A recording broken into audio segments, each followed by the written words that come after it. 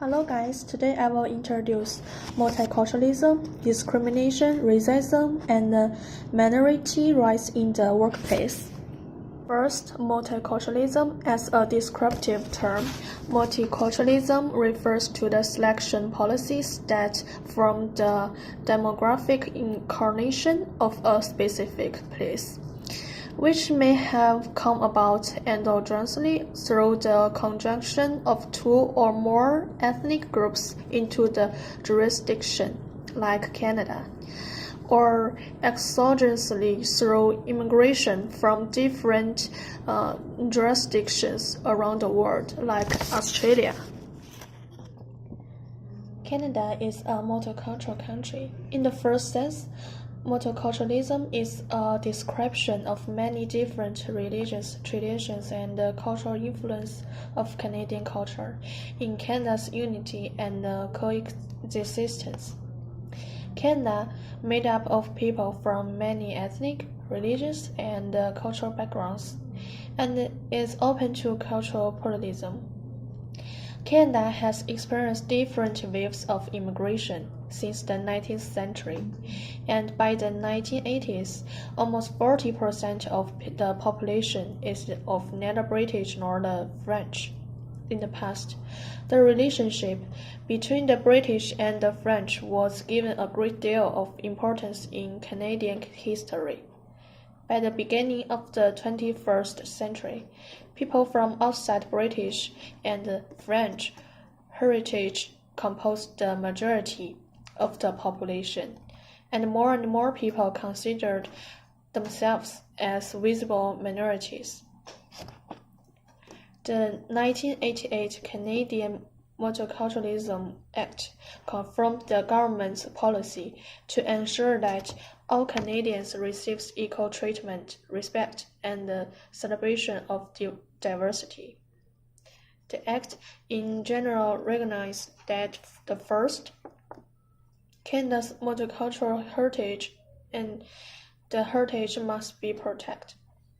Second, social equality within society and under the law regardless of race, color, ancestry, national or ethnic origin, creed, or religion. Minorities' rights to enjoy their cultures. Second, discrimination is the result of prejudice and stereotypical thinking, prejudging a person or event based on opinions held before meeting the person or hearing facts about the event.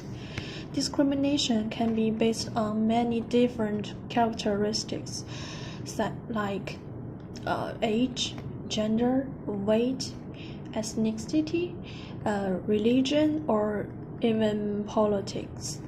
For example, prejudice and discrimination based on race is called racism.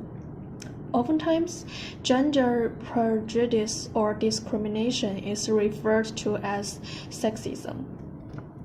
Salary difference is one of the discrimination in the workplace. Employer pays a woman less than a man for the same work. Look at the following chart. We can see that white men got 100% from 1970 to 2010, but white women only got 58.7% in 1970 and 80.5% in 2010. So, men earn more than women on average, and whites earn more than blacks and Hispanics regardless of gender. Also back to the chart. In 2004, black men got 100%, black men got 74.5%, and Hispanic men only got 63.2%. So the sexism and the racism occurs. Minority groups are singled out for unequal treatment, and they see themselves as objects of collective discrimination. Minority groups are often marginalized, This means they are confined to an unimportant or powerless position within a society. Canada as democratic society, rights of minority groups are not overlooked, and these groups and the individuals should fight for their right and power. There are three major global organizations that aim to end gender inequality. First, He for She.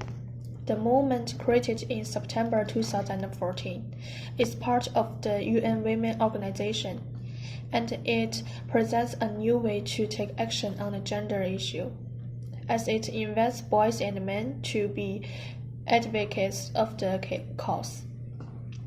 The idea behind the movement is that gender equality is not only a women's issue. It is a human rights issue, and therefore it should be solved by women and men. The movement also has actress Emma Watson, UN Women Goodwill Ambassador, as a main spokeswoman. Second is global goals. Launched in the last week of September 2015 at the UN's General Assembly, the movement is an intergovernmental agreement signed by 193 countries, which established international development targets to be met by 2030. One of the goals is to achieve gender equality. This movement involves many aspects of equality and human rights, from the elimination of discrimination against women to the strengthening of the use of technology and the cessation of forced marriage and gender mutilation. Third, called the Girl Effect. By 2030, 250 million girls will live in poverty, focusing on 5 different aspects of girls' lives: education, health, economic security, voice, and rights. NAC has embraced the project and has sought out for global partners to make it even more impactful.